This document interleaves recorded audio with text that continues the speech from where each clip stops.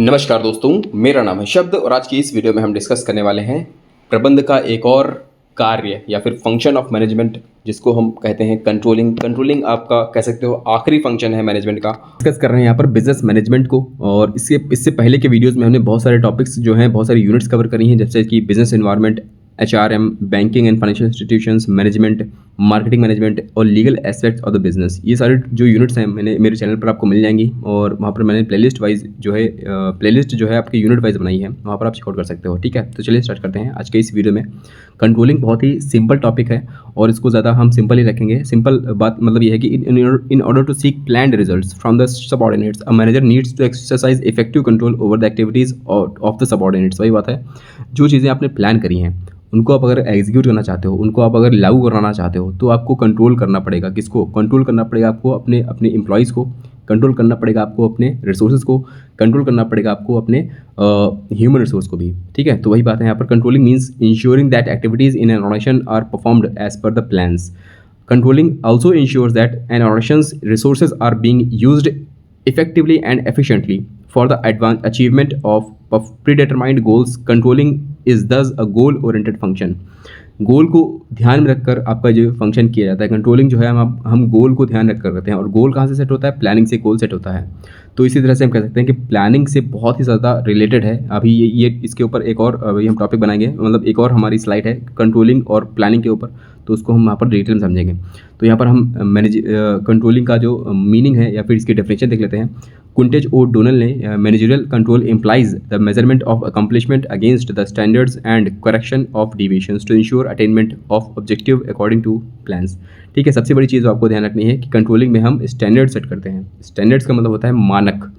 ये कि मानक का मतलब होता है कि हम इतना तो करेंगे। ठीक है, उसके बाद में हम चेक करते हैं कि हमने कितना किया है। ठीक, जब हम देखते हैं कि हमारा जो हमने सोचा था, जो हमने प्लान किया था, स्टैंडर्ड सेट किया था, उसके हिसाब से हमने कुछ अचीव किया है नहीं कि एक्चुअल में कितना किया है, सच में इतना किया है और हमने सोचा था इतना करने को, तो उसमें जो डेविएशन होता है, जो अंतर होता है, उसको हम फिर सही करने का प्रयास करते हैं आगे चलकर। तो ये कंट्रोलिंग के माध्यम से ही होता है। ठीक है, तो इंश्योर करते हैं कि हमारा हमने जो स्टैंडर्ड सेट किए हैं उनको हम अचीव कर पाएँ। बस यही है यहाँ पर इसका ऑब्जेक्टिव कंट्रोलिंग का। तो सिंपल मतलब यही है इसका कंट्रोलिंग का। इसके बाद में हम इसके इंपॉर्टेंस और लिमिटेशंस देख लेते हैं, और एक ही शब्द में और आपको जानने को समझ में आ जाएगा। मतलब कंट्रोलिंग के ऊपर आपको बेहतर अंडरस्टैंडिंग हो जाएगी। ठीक है, बेहतर जानकारी मिल जाएगी इनको आप स्टडी करेंगे तो। ठीक है, तो यहाँ पर अकम्पलिशिंग ऑर्गेनाइजेशनल गोल्स, हम ऑर्गेनाइजेशनल गोल्स जो होते हैं उनको अचीव करने के लिए हम कंट्रोलिंग करते हैं। जजिंग एक्यूरेसी ऑफ स्टैंडर्ड्स, जो स्टैंडर्ड्स की एक्यूरेसी है उनको भी चेक करने के लिए हम कंट्रोलिंग करते हैं। ठीक है, making efficient use of resources, मैंने बताया आपको रिसोर्सेज क्या हैं आपके पास, आपके लोग हैं, आपकी जो मनी है, पैसा है। ठीक, आपके जो कंपनी में मटेरियल लगा हुआ है, मशीनरी लगी हुई, उनको ये सारी आपकी रिसोर्सेज हैं, उनको एफिशिएंट तरीके से यूज़ करना है। इम्प्रूविंग एम्प्लॉयज़ मोटिवेशन, कंट्रोलिंग के दौरान हम एम्प्लॉयज़ को मोटिवेट भी कर सकते हैं। ठीक है, ensuring order and discipline, company के अंदर ऑर्डर बना रहे, जो चीज़ जैसी है उसको उस तरह से लागू कराया जाए और डिसिप्लिन अनुशासन बना रहे, इनको हम कंट्रोलिंग के दौरान देख सकते हैं। फैसिलिटेटिंग कोऑर्डिनेशन इन एक्शन, हम जो कंपनी के जो लोग हैं, कंपनी की जो मशीनरी है, उनके बीच में कोऑर्डिनेशन अच्छा कर सकते हैं, कोऑर्डिनेशन को बेहतर बना सकते हैं कंट्रोलिंग के माध्यम से। ठीक है, इसके लिमिटेशन भी हैं, लेकिन ठीक है, लिमिटेशन देख लीजिए कंट्रोलिंग के। सबसे बड़ी चीज़ जो है difficulty in setting quantitative standards, जब कभी आप स्टैंडर्ड सेट करना चाहते हो, मानक सेट करना चाहते हो, तो कहीं पर तो हो जाता है आसानी से, यहाँ पर क्वांटिटेटिव जो स्टैंडर्ड्स हैं वो सेट हो जाते हैं, लेकिन क्वालिटेटिव स्टैंडर्ड सेट करने में दिक्कत होती है। ठीक है, क्योंकि वहाँ पर जैसे मान लीजिए आप सोच रहे हो कि आपको 100 चीज़ें आज बेचनी है, 100 यूनिट्स बेचने हैं, तो वहाँ पर तो सेट करना आसान है कि हाँ आपने 100 जो है स्टैंडर्ड बना दिया, लेकिन आप अपने एम्प्लॉयज़ के लॉयल्टी है, उनकी ईमानदारी है, ठीक है, उनका हार्डवर्क है, वो कैसे चेक करोगे? ठीक है, ये क्वांटिटेटिव तो सेट हो जाते हैं स्टैंडर्ड, लेकिन क्वालिटेटिव स्टैंडर्ड सेट करना थोड़ा मुश्किल हो जाता है। ठीक है, life control, little control on external factors, सबसे बड़ी चीज़ है कि आपका कंट्रोल आपके इंटरनल मतलब कंपनी के अंदर हो सकता है, लेकिन कंपनी के बाहर आपका कंट्रोल नहीं रहता है। तो वहाँ के जो फैक्टर्स हैं वो आपकी कंपनी के इंटरनल फैक्टर्स को अफेक्ट करते हैं, और उससे आपका जो पूरा कंट्रोलिंग का प्रोसेस है वो डिविएट कर सकता है। सबसे बड़ी चीज़, एक और सबसे इंपॉर्टेंट चीज़ है जो आपको कंट्रोलिंग की लिमिटेशन में ध्यान रखनी है, वो है रेसिस्टेंस फ्रॉम एम्प्लॉयज़। कंपनी में जब भी आप बदलाव कर रहे हो, कुछ भी बदलाव होता है, कब कुछ भी दिक्कत होती है, तो वहाँ पर एम्प्लॉयज़ जो है रेसिस्टेंस करते हैं, विरोध करते हैं उस चीज़ का। तो कंट्रोलिंग अगर आप हद से ज़्यादा करोगे किसी एम्प्लॉयज़ के ऊपर, अपने एम्प्लॉयज़ के ऊपर, तो वो विरोध ज़रूर करेंगे। तो ये इसका एक नेगेटिव या फिर लिमिटेशन है इसकी। और सबसे बड़ी चीज़ जो है कॉस्टली है। ठीक, कंट्रोलिंग करना बहुत ही सिंपल चीज़ नहीं है। कंट्रोलिंग करने में पैसा लगता है, समय लगता है। तो ये एक बड़ी कंपनीज़ के लिए सूटेबल रहता है ये। ठीक, तो ये कॉस्टली अफेयर है, ये भी एक इसका लिमिटेशन है। ठीक है, इसके बाद में अगला टॉपिक हम देखने वाले हैं कंट्रोलिंग और प्लानिंग का जो रिलेशन है वो कैसा है। Planning and controlling are in जुगलबंदी हम देखने वाले हैं यहाँ पर। देखिए, सबसे बड़ी चीज़ जो यहाँ पर जो मैंने अंडरलाइन किया है वो आपको याद रखना है, क्योंकि इस पर डायरेक्ट क्वेश्चन आ सकता है आपके एग्जाम में। क्योंकि और ये जो लाइन है मैंने ये एनसीईआरटी से निकाली है, एनसीईआरटी से ली है। ठीक है, planning and controlling are inseparable twins of management. तो एग्जाम में पूछा सकता है कि which two management functions are the inseparable twins.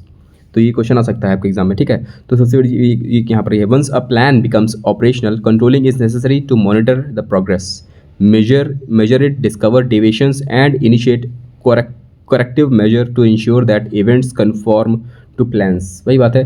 Thus planning without controlling is meaningless, similarly controlling is blind without planning।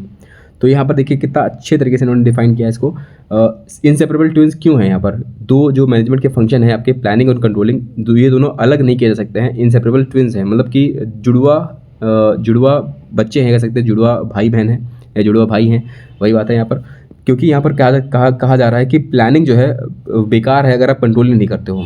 ठीक, अगर प्लान आपने कर लिया है और उसको कंट्रोल नहीं किया तो आपका प्लान काम नहीं करेगा। ठीक, मीनिंगलेस हो जाएगा वो। और उसी तरह से कंट्रोलिंग जो है वो ब्लाइंड है, अंधी है। अगर आपने प्लानिंग ही नहीं करी थी तो आप कंट्रोल किसको करोगे? अगर आपको कंट्रोलिंग करना है तो आपको पहले प्लान करना पड़ेगा। तो प्लान जो है वो ज़रूरी है कंट्रोलिंग के लिए और कंट्रोलिंग जो है ज़रूरी है प्लानिंग के लिए। तो दोनों बिल्कुल जो है इनसेपरेबल हैं। Planning is clearly pre requisite for controlling. वही बात है यहाँ पर, प्लानिंग जो है प्री रिक्विजिट का होता है पहले से ज़रूरी है वो। Planning is clearly pre requisite for controlling. Controlling के लिए प्लानिंग पहले ज़रूरी है, यानी कि प्लानिंग पहले आएगा फिर कंट्रोलिंग आएगा। तो ये आपको याद रखना है, पी और सी। ठीक है, planning seeks to consistent integrated and articulated programmes which while controlling seeks to control events to conform to plans. बस वही जो मैंने आपको ऊपर समझाया वही लिखा हुआ है। Thus planning and controlling are interrelated and in fact reinforce each other in the sense that planning based on facts makes controlling easier and effective। Planning अगर आपने फैक्ट के हिसाब से फैक्ट बेस्ड किया है, मतलब थोड़ा सा ऑथेंटिक तरीके से प्लानिंग की है आपकी, तो कंट्रोलिंग आसान हो जाती है, इफेक्टिव हो जाती है। और controlling improves future planning by providing information derived from past experiences. Controlling करते करते आप सीखोगे और प्लानिंग जो अब अगर आप नेक्स्ट टाइम प्लान करोगे तो और अच्छे तरीके से करोगे। अगर आपने अच्छी तरीके से कंट्रोलिंग की है तो आप आने वाले टाइम पर बेहतर प्लानिंग भी कर सकते हो। तो ये इसका क्रक्स है, यहाँ पर समझ सकते हो। ठीक है, तो उम्मीद करता हूँ ये आपको जो प्लानिंग और कंट्रोलिंग का जो जुगलबंदी हो समझ में आ गई होगी। इसके बाद में देखते हैं टाइप्स ऑफ कंट्रोल। ये बहुत इंपॉर्टेंट है। कंट्रोलिंग के 3 तरह के सबसे बेसिक टाइप्स होते हैं। सबसे पहला है फीड फॉरवर्ड कंट्रोल, यानी कि हम कोई चीज़ जब हो रही होती है उसके होने से पहले ही हम कंट्रोलिंग करते हैं, तो उसको हम बोलते हैं फीड फॉरवर्ड। मतलब किसी एक इवेंट के होने से पहले जब हम उसको कंट्रोल करने की कोशिश करते हैं, जैसे इसको बोलते हैं प्रिवेंटिंग कंट्रोल, प्रिवेंटिंग प्रॉब्लम। जब हम किसी प्रॉब्लम के होने से पहले इसको कंट्रोल करना चाहते हैं तो उसको हम फीड फॉरवर्ड बोलते हैं। और कंकरेंट कंट्रोल होता है जब हम कोई एक इवेंट हो रहा होता है या कोई हैपनिंग हो रही होती है, तो उस हैपनिंग के दौरान हम जब चीज़ों को कंट्रोल करने की कोशिश करते हैं उसको हम कंकरेंट कंट्रोल बोलते हैं। कंकरेंट का मतलब होता है ऑन गोइंग कंट्रोल। ठीक है, हम जब कोई चीज़ हो रही होती है तब हम उसको कंट्रोल करते हैं, तो उसको बोलते हैं कंकरेंट कंट्रोल। ठीक है, इसके बाद होता है फीडबैक कंट्रोल। जब कोई एक चीज़ हो चुकी होती है तब उसको हम कंट्रोल करते हैं, उसको एनालाइज करते हैं, उनके परफॉर्मेंस को देखते हैं, तब हम उसको फीडबैक कंट्रोल करते हैं। मतलब फीडबैक कंट्रोल मतलब फीडबैक दे रहे होते हैं उस चीज़ के ऊपर। ठीक, तो ये corrective action prevent similar deviation in the future. वही बात है, हम फ्यूचर से बचने के लिए फीडबैक कंट्रोल करते हैं जब हम आने वाले टाइम पर। सिंपल मतलब है तो टाइप्स ऑफ कंट्रोल के अंदर। ठीक, उम्मीद करता हूँ ये तीनों टॉपिक आपको क्लियर हो गए होंगे। इसके बाद में हमारा टॉपिक है आपका कंट्रोलिंग प्रोसेस का। सबसे इंपॉर्टेंट टॉपिक है आपका इस वीडियो के 2-3 इंपॉर्टेंट टॉपिक। सबसे पहला ये आपका कंट्रोलिंग का जो टाइप्स हैं ये इंपॉर्टेंट है। इसके बाद कंट्रोलिंग का प्रोसेस बहुत इंपॉर्टेंट है। तो सबसे पहले हम देखने वाले हैं पर सबसे पहले आपने समझ लिया होगा, अभी तक आपने ये तो समझ लिया होगा कि आपका प्रोसेस क्या है। प्रोसेस में थोड़े ये आपके जो हेडिंग्स हैं उनको पढ़ लीजिए, बस सिंपल आपको समझ में आ जाएगा। सबसे पहली चीज़ हमको देखनी है यहाँ पर सेट करते हैं परफॉर्मेंस के standards. Standards can be set in the both qualitative as well as quantitative terms. Standard should be flexible enough. वही बात है कि हम ऐसे स्टैंडर्ड सेट करेंगे जो क्वांटिटेटिव और क्वालिटेटिव दोनों में हो सकते हैं। हम दोनों तरह के स्टैंडर्ड सेट करेंगे, मानक सेट करेंगे। ठीक है। और क्वांटिटेटिव क्वालिटेटिव का मतलब आपका मैंने आपको समझा चुका हूँ। जहाँ पर नंबर्स का इस्तेमाल होता है वहाँ पर हम उसको क्वांटिटेटिव बोल देते हैं, और जहाँ पर नंबर्स का इस्तेमाल नहीं करते हैं, कुछ और चीज़ें हम यूज़ करते हैं, उसको हम बोल देते हैं हमारा जो क्वालिटेटिव स्टैंडर्ड है वो। ठीक है। और ये जो स्टैंडर्ड्स हो सकते हैं फ्लेक्सिबल हो सकते हैं, आपकी सिचुएशन के हिसाब से बदल सकते हैं। आपकी कंपनी मान लीजिए कोई बहुत बड़े क्राइसिस से गुजर गई, इमरजेंसी कोई हो गई, तो आपके स्टैंडर्ड्स वो मीट नहीं कर पाएगी, वो तो कंफर्म हो जाता है। तब आपको उन स्टैंडर्ड्स को चेंज करना पड़ेगा। वही चेंज करने की प्रक्रिया हम फ्लेक्सिबल बोलते हैं, उसको फ्लेक्सिबिलिटी बोलते हैं। ठीक है। इसके बाद मेजरमेंट ऑफ एक्चुअल परफॉर्मेंस। मान लीजिए आपने सोचा था कि हम साल के अंत तक ये चीज़ें कर लेंगे, आपने स्टैंडर्ड बना था 1 साल के बाद वाला। ठीक। अब जब 1 साल हो चुका होगा, तब आप चेक करोगे आपने जो एक्चुअल परफॉर्मेंस दी है वो कैसी है, उसको मेज़र करेंगे। Performance should be measured in an objective and reliable manner. वही बात आपको बहुत ही रिलायबिलिटी के हिसाब से आपको अपने जो एक्चुअल परफॉर्मेंस है उसको मेज़र करना पड़ेगा। ठीक। Comparison of actual performance with standards. हम दोनों ही जो हमारे जो परफॉर्मेंसेस हैं, जो हमने स्टैंडर्ड बनाया था और जो हमने एक्चुअल में परफॉर्मेंस दी है, उनको कंपेयर करेंगे कि अच्छा हुआ या बुरा हुआ है।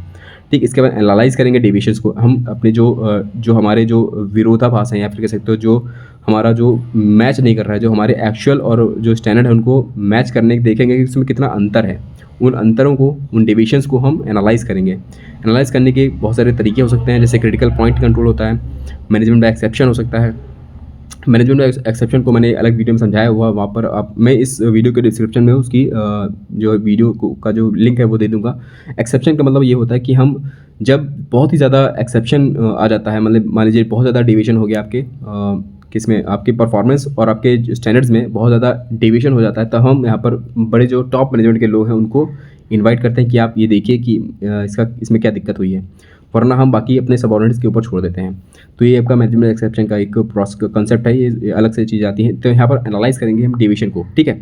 इसके बाद करेक्टिव एक्शन लेंगे, हम उसको ठीक करने के लिए प्रयास करेंगे। Various corrective actions to be taken on the basis of causes of deviation.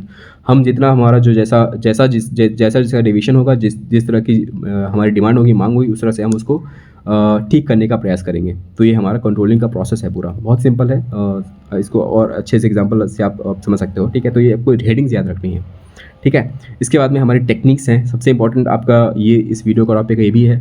तो टेक्निक्स जो है आपके बहुत इंपॉर्टेंट हैं। हम टेक्निक्स को 2 भागों में बांटते हैं। पहली हमारी ट्रेडिशनल टेक्निक यानी कि पुरानी वाली, दूसरी है हमारी मॉडर्न टेक्निक्स, नई वाली। मॉडर्न यानी कि नई वाली। ठीक है। ट्रेडिशनल का मतलब होता है जो चली आ रही हैं पुरखों ज़माने से, ठीक, वो हमारी ट्रेडिशनल होती हैं। ठीक। तो यहाँ पर ये है सबसे पहली हमारी टेक्निक है पर्सनल ऑब्जर्वेशन। जब हमने कंट्रोलिंग की है तो हम पर्सनल ऑब्जर्वेशन करेंगे। एक कंपनी में जो देखते हो मैनेजर घूमता रहता है, इधर उधर चीज़ों को ऑब्जर्व करता रहता है कि कैसे काम हो रहा है कंट्रोल करने के लिए, एम्प्लॉयज़ कैसे काम कर रहे हैं, खुद से जाके ऑब्जर्व करता है। कई बार सीसीटीवी कैमरे के माध्यम से ऑब्जर्वेशन होती है। तो ये सब चीज़ें हैं यहाँ पर। पर्सनल ऑब्जर्वेशन जब मैनेजर खुद करता है या टॉप लेवल के मैनेजमेंट खुद करते हैं तो उसको हम पर्सनल ऑब्जर्वेशन बोलते हैं। इसके अलावा स्टैटिस्टिकल रिपोर्ट्स हैं। स्टैटिस्टिकल रिपोर्ट का मतलब होता है वही चीज़ें हैं जो हमने अकाउंट बनाए हैं पूरे अपनी कंपनी के, प्रॉफिट एंड लॉस अकाउंट है, स्टेटमेंट्स हैं वगैरह, वो सब चीज़ें हम जब एनालाइज़ करते हैं, रिपोर्ट्स को एनालाइज़ करते हैं, तो उनको हम स्टैटिस्टिकल रिपोर्ट्स बोलते हैं। इसके अलावा ब्रेक इवन पॉइंट एनालिसिस भी एक टॉपिक है। ब्रेक इवन एनालिसिस का मतलब होता है जहाँ पर हमारी जो कॉस्ट है और हमारा जो कॉस्ट और हमारी जो प्रोडक्शन है वो ज़ीरो हो जाती है। ठीक। जहाँ पर जितनी हमने कॉस्ट लगाई उतना ही हमारे को प्रॉफिट हुआ है। कॉस्ट और प्रॉफिट जब सेम हो जाते हैं तो उसको हम ब्रेक इवन एनालिसिस बोलते हैं। जब हमारी जब हमको ना प्रॉफिट हो रहा है ना लॉस हो रहा है, तो वो हमारा ब्रेक इवन एनालिसिस है। ठीक है। इसके अलावा बजटरी कंट्रोल, इसको भी हम डिटेल में समझेंगे। ये बाकी जो टॉपिक है हमारे उनको हम डिटेल में आगे समझने वाले हैं। बस नाम यहाँ पर देख लीजिए, बजटरी कंट्रोल में बजट बनाकर कंट्रोलिंग करते हैं। इसके अलावा रिटर्न ऑन इन्वेस्टमेंट है, ROI इसको बोलते हैं। ये मॉडर्न टेक्निक्स में आ गया है। मॉडर्न टेक्निक्स में क्या है, हमारी आज की जो टेक्निक्स है, मॉडर्न टेक्निक्स चल रही है यहाँ पर। सबसे पहला है ROI, रिटर्न ऑन इन्वेस्टमेंट। हमने जो इन्वेस्टमेंट की है, जो हमने पैसा कहीं लगाया तो उस पर कितना रिटर्न हमारे पास आया है, वापस कितना आया है, हमको कितना प्रॉफिट हुआ है, उसको हम देखते हैं यहाँ पर। फिर रेशियो एनालिसिस है। कंपनी के अंदर बहुत सारे स्टेटमेंट्स बनाए जाते हैं, फाइनल अकाउंट्स वगैरह, बैलेंस शीट वगैरह, इन सब के अंदर जो चीज़ें दी हुई थी, जैसे लायबिलिटी है, एसेट है, इनके रेशियोज़ निकाले जाते हैं। अभी हम इसको समझेंगे। और ठीक है। इसके बाद हमारा रिस्पॉन्सिबिलिटी अकाउंटिंग है। हम रिस्पॉन्सिबिलिटी सेंटर्स बना देते हैं, उसको हम समझेंगे अभी। मैनेजमेंट ऑडिट है, ये भी हमारा एक टेक्निक है कंट्रोल करने की। PERT एंड CPM एनालिसिस है, programme evaluation and review technique है। और क्रिटिकल पाथ मेथड है। ये दोनों टेक्निक है, इनको हम देखेंगे। थोड़ी टेक्निकल है ये, लेकिन इतना इंपॉर्टेंट नहीं है, नाम इंपॉर्टेंट है आपके लिए। इसके अलावा MIS है, मैनेजमेंट इन्फॉर्मेशन सिस्टम। इन सभी के ऊपर मैंने अलग अलग प्लेस अलग अलग जो है क्या बोलते हैं स्लाइड बनाई है, उनको देखिए यहाँ पर, ठीक है। चलिए देखते हैं अगला। सबसे पहले हमारा बजटरी कंट्रोल है। बजटरी कंट्रोल का मतलब क्या होता है, जब हम बजट बनाते हैं। Budgetary control is a technique of managerial control in which all operations are planned in advance in the form of budget. सबसे पहली चीज़ यहाँ पर बजट बनाया था। बजटरी कंट्रोल में हम बजट बनाते हैं, ठीक। और बजट क्या होता है, बजट एक क्वांटिटेटिव स्टेटमेंट है जहाँ पर हम पहले से सेट करते हैं कि हमको इतना खर्चा करना है, इतना हमने इस चीज़ के लिए पैसा अलॉट किया है, इतना हमने इस चीज़ के लिए पैसा अलॉट किया है। तो एक क्वांटिटेटिव स्टेटमेंट होता है बजट, ठीक, और कुछ भी नहीं है। तो बजट के टाइप्स बहुत इंपॉर्टेंट है आपके लिए। सेल्स बजट सबसे पहले सबसे बड़ा होता है आपका सेल्स बजट, कि आपको कितना सेल करनी है, ठीक। आपका सेल्स बजट जो होगा उसके हिसाब से आप प्रोडक्शन बजट बनाओगे। मतलब आपने जो, जैसे मान लीजिए आपको 1000 यूनिट सेल करनी है, तो उसके लिए आप 1000 यूनिट कैसे बनाओगे, उसके लिए प्रोडक्शन बजट बनाओगे। और उन प्रोडक्शन बजट के लिए आपको मटेरियल बजट बनाना पड़ेगा कि आपको उस प्रोडक्शन को कंप्लीट करने के लिए कितना मटेरियल चाहिए, ठीक। उसके बाद में आपका कैश बजट बनता है। कैश बजट मतलब होता है कि हम उतना मटेरियल कैसे खरीदेंगे, उतना पैसा कहाँ से लाएंगे, ठीक। कैश बजट होता है कैश को मैनेज करने के लिए होता है, कैश को देखने के लिए होता है, कैश को मैनेज करने के लिए बनता है। इसके बाद कैपिटल बजट होता है। कैपिटल बजट होता है जहाँ पर हम कितना पैसा कहाँ से लाएंगे, ठीक, कैपिटल हमारी कितनी होगी, ठीक, उसको किस तरह से यूज़ करेंगे। इसके अलावा एक होता है R&D budget. Research and development के लिए हम एक अलग से बजट बनाते हैं। वहाँ पर हम R&D में कितना पैसा लगाएंगे, कितना कहाँ इसको यूज़ करेंगे, और उसका जो है कितना फ़ायदा हमको मिलने वाला है। और इन सबको मिलाकर एक बजट बनता है जिसको हम मास्टर बजट बोलते हैं, मास्टर बजट, ठीक है। तो ये आपको नाम याद रखने हैं और इनका जो बेसिक क्रक्स आपको याद रखना है, जो मैंने आपको अभी समझाया है। इसको आप एक बार फिर से देख सकते हो, समझ सकते हो, ठीक है। तो बजटरी कंट्रोल के अंदर हम बजट बनाते हैं और बजट के माध्यम से हम कंट्रोलिंग का जो तरीका है वो अपनाते हैं, ठीक है। वही बात है यहाँ पर। इसके बाद में था ROI और ratio analysis. Return on investment बहुत सिंपल है। ROI is a useful technique which provides basic yardstick for measuring whether or not invested capital has been used efficiently and generating reasonable amount of return. वही बात है, जैसे कि हमने पैसा कहीं लगाया, ठीक, उसके ऊपर कितना हमको पैसा वापस मिला, मतलब इंटरेस्ट मिला, ब्याज मिला, डिविडेंड मिला। तो उसको हम देखते हैं यहाँ पर हमारी रिटर्न ऑन इन्वेस्टमेंट कितनी हुई है, हमारे जो इन्वेस्टमेंट है उसके ऊपर हमको क्या रिटर्न मिला है, ठीक है। इसको हम देखते हैं और उससे क्या होगा, आपका जो पूरा ओवरऑल कंट्रोलिंग है वो इफेक्ट होती है, ठीक है। हमारे जो अंदर के डिपार्टमेंट्स एंड डिविजन्स हैं उनको भी, उनकी परफॉर्मेंस को भी हम यहाँ पर जज कर सकते हैं। तो ROI का जो फार्मूला है वो होता है नेट इनकम अपॉन सेल्स, ये इसका एक फार्मूला है। और इसके अलावा एक सेल्स अपॉन नेट इन्वेस्टमेंट है, ठीक। इसका ये एक फॉर्मूले हैं, ये सब इंपॉर्टेंट नहीं है आपके लिए, लेकिन ROI का मतलब आपको इंपॉर्टेंट पता चल गया होगा, ठीक है। इसके बाद में आता है ratio analysis. Ratio analysis refers to the analysis of financial statement through computation of ratios. हमें रेशियो एनालिसिस सिर्फ रेशियोज़ निकालते हैं, कुछ हमारे जो आंकड़े होते हैं उनको हम रेशियो में रख के देखते हैं। रेशियो आप समझते हो कि औसत होते हैं, ठीक है। तो कुछ 4 तरह के हमारे रेशियोज़ होते हैं, टाइप्स होते हैं ये। सबसे पहला है हमारा लिक्विडिटी रेशियो। लिक्विडिटी रेशियो का मतलब होता है जहाँ पर हम लिक्विडिटी अपनी चेक करते हैं कंपनी के लिए, लिक्विड हमारी जो असेट्स हैं उनकी क्या लिक्विडिटी है, लायबिलिटीज़ के अंदर क्या लिक्विडिटीज़ है। करंट रेशियो है, क्विक रेशियो है। उम्मीद करता हूँ आपने ये सारे टॉपिक्स पढ़े होंगे कहीं ना कहीं। नहीं पढ़े तो मैं आपको आगे आने वाले जो अकाउंटिंग का हमारी यूनिट होगी उसमें हम सब समझेंगे डिटेल में। अभी यहाँ पर आप सिर्फ नाम देख लीजिए। तो लिक्विडिटी रेशियोज़ के अंदर हम करंट रेशियो आता है, क्विक रेशियो होता है और एसेट टर्नओवर रेशियो, मतलब कई सारे 2-3-4 रेशियोज़ आते हैं जहाँ पर हम 2 स्टेटमेंट्स के बीच में लिक्विडिटी चेक करते हैं उनकी, ठीक। एक होता है सॉल्वेंसी रेशियो। सॉल्वेंसी रेशियो का मतलब होता है कि कंपनी अपने जो लोन लिए हैं, उसने लॉन्ग टर्म डेट लिया है उसने, कंपनी ने, उनको चुका सकती है नहीं चुका सकती है, मतलब उसकी क्षमता है या नहीं है, लॉन्ग टर्म सॉल्वेंसी की क्षमता है या नहीं है, बस इतना चेक करते हैं। तो इसके लिए हमारे डेट इक्विटी रेशियो आता है और भी 2-4 रेशियोज और हैं, ठीक। इसके अलावा हमारा प्रॉफिटेबिलिटी रेशियो है, हमारी कंपनी की तरफ कितना प्रॉफिट जनरेट हो रहा है या नहीं हो रहा है। जैसे GP रेशियो है, gross profit ratio, NP ratio होता है, नॉन नेट प्रॉफिट रेशियो। ये सारे आपके ऑपरेटिंग रेशियोज़ भी हैं, तो ये सारे आपके प्रॉफिटेबिलिटी रेशियोज़ हैं। इसके अलावा एक और टॉपिक है हमारा, एक और रेशियोज़ होते हैं टर्नओवर रेशियोज़। टर्नओवर रेशियोज़ जैसे डेट टर्नओवर रेशियो है, डेटर जो है हमारे कितने टर्नओवर, मतलब टर्नओवर मतलब कितना बैक रिटर्न दिया है उन्होंने। स्टॉक टर्नओवर रेशियो, मतलब इसको ये एक तरीका है इनका निकालने का, ठीक। तो ये सारे रेशियोज़ हैं, आपको नाम याद रखना है सिंपल तरीके से। रेशियो एनालिसिस का काम है कंट्रोलिंग करना, ठीक। रेशियो एनालिसिस क्यों करते हैं हमको, क्योंकि हमको जानकारी और ज़्यादा डिटेल में चाहिए। रेशियोज़ के माध्यम से चीज़ें समझना आसान हो जाती है, तो इसलिए हम रेशियो एनालिसिस को पढ़ते हैं, ठीक है। इसके बाद में हमारा अगला टॉपिक है हमारा रिस्पॉन्सिबिलिटी अकाउंटिंग। रिस्पॉन्सिबिलिटी अकाउंटिंग एक कंट्रोलिंग की टेक्निक है, बोल सकते हो, मॉडर्न टेक्निक है। Ratio accounting, responsibility accounting is a system of accounting in which different sections, divisions and departments of an organisation are set up as responsibility centres. देखिए यहाँ पर हम एक रिस्पॉन्सिबिलिटी सेंटर्स बनाते हैं अपनी कंपनी के अंदर, कई सारे रिस्पॉन्सिबिलिटी सेंटर्स बना देते हैं और उनका एक हेड बना देते हैं। सेंटर का एक हेड होगा, ठीक, उस हेड के पास वो हेड जो होता है पूरा रिस्पॉन्सिबल होता है किसके लिए, अपने अंदर जितना भी उसको काम दिया गया उसको करने के लिए। ठीक, इससे क्या होगा, हमारी कंट्रोलिंग की जो जैसे टॉप लेवल पे बैठे जो लोग हैं उनको 4 लोगों को या 5 लोगों को या 10 लोगों को कंट्रोल करना है सिर्फ। तो इससे क्या होगा, हेड बनाने से क्या होता है, तो काम थोड़ा आसान हो जाता है टॉप लेवल के लिए। तो यही बात है। तो यहाँ पर कुछ सिंपल से हमारे सेंटर्स हैं, जैसे कॉस्ट सेंटर है। कॉस्ट सेंटर में हम रिस्पॉन्सिबल होते हैं, कॉस्ट सेंटर जो है रिस्पॉन्सिबल होता है कॉस्ट के लिए कि कितनी कॉस्ट इनकर्ड हो रही है, कंपनी जो सामान बन रहा है उसकी कॉस्ट या लागत कितनी आ रही है, लागत को कंट्रोल करना कॉस्ट सेंटर का काम है। इसके अलावा रेवेन्यू सेंटर्स का काम है रेवेन्यू को जनरेट करना, किस तरह से रेवेन्यू जनरेट होगा, किस तरह से सेल करेंगे हम, किस तरह से मार्केटिंग करेंगे, सेल्स करेंगे और कितना प्राइसिंग रखेंगे, सारे इनका काम होता है रेवेन्यू सेंटर्स का। ठीक है, एक तीसरा होता है हमारा प्रॉफिट सेंटर। प्रॉफिट सेंटर वाला जो होता है दोनों से कोऑर्डिनेट करता है, कॉस्ट सेंटर से भी कोऑर्डिनेट करेगा और रेवेन्यू सेंटर से भी कोऑर्डिनेट करेगा। यहाँ पर कॉस्ट को कम करने के लिए प्रयास करेगा और रेवेन्यू को बढ़ाने का प्रयास करेगा। तो प्रॉफिट सेंटर दोनों का कॉम्बिनेशन है।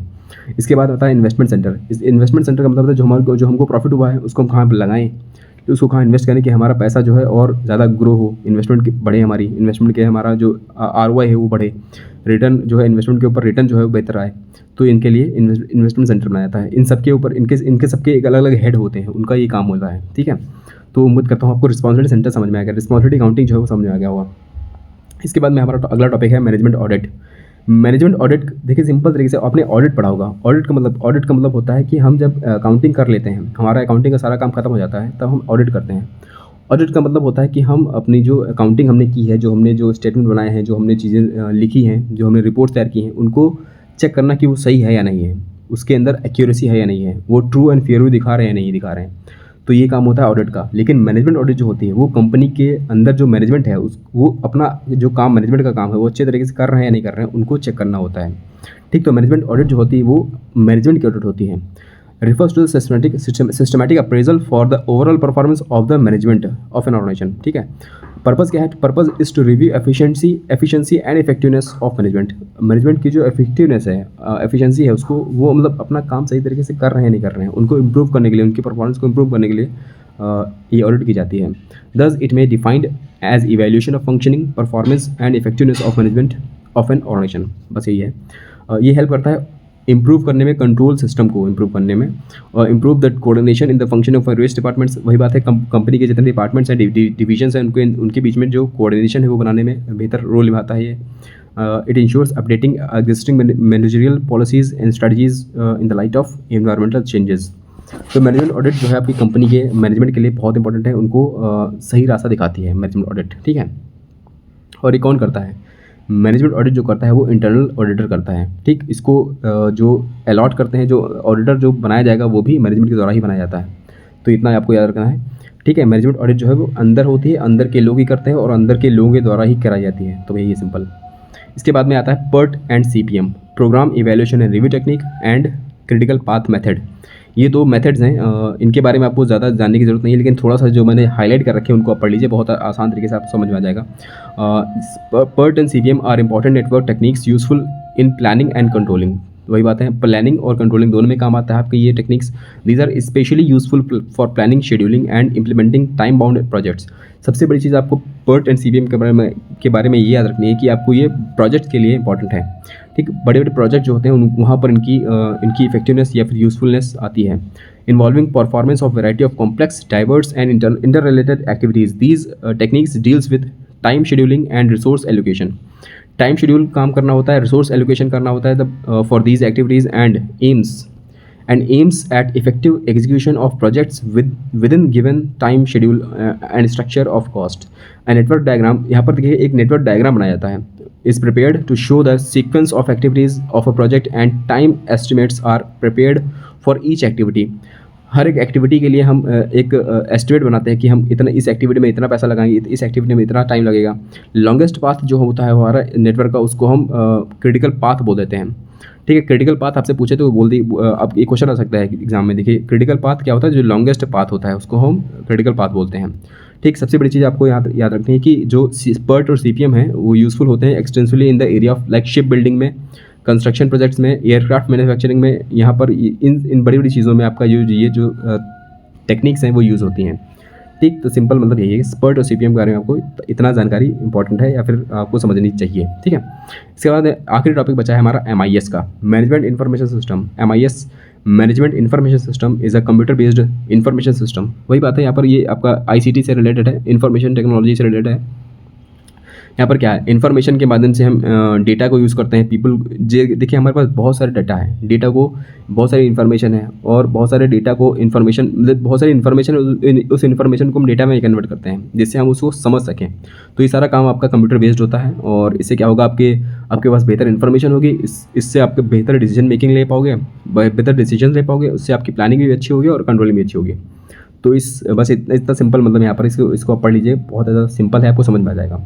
ठीक है, सो यही था पूरा वीडियो। उम्मीद करता हूँ आपको कंट्रोलिंग जो है आपका फंक्शन ऑफ द मैनेजमेंट वो समझ में आया होगा और उम्मीद करता हूँ यहाँ पर कुछ जानने को मिला होगा। अगर आपको वीडियो पसंद आई तो प्लीज़ लाइक करिए, शेयर करिए और सब्सक्राइब करिए मेरे चैनल को। Thank you guys, God bless you all.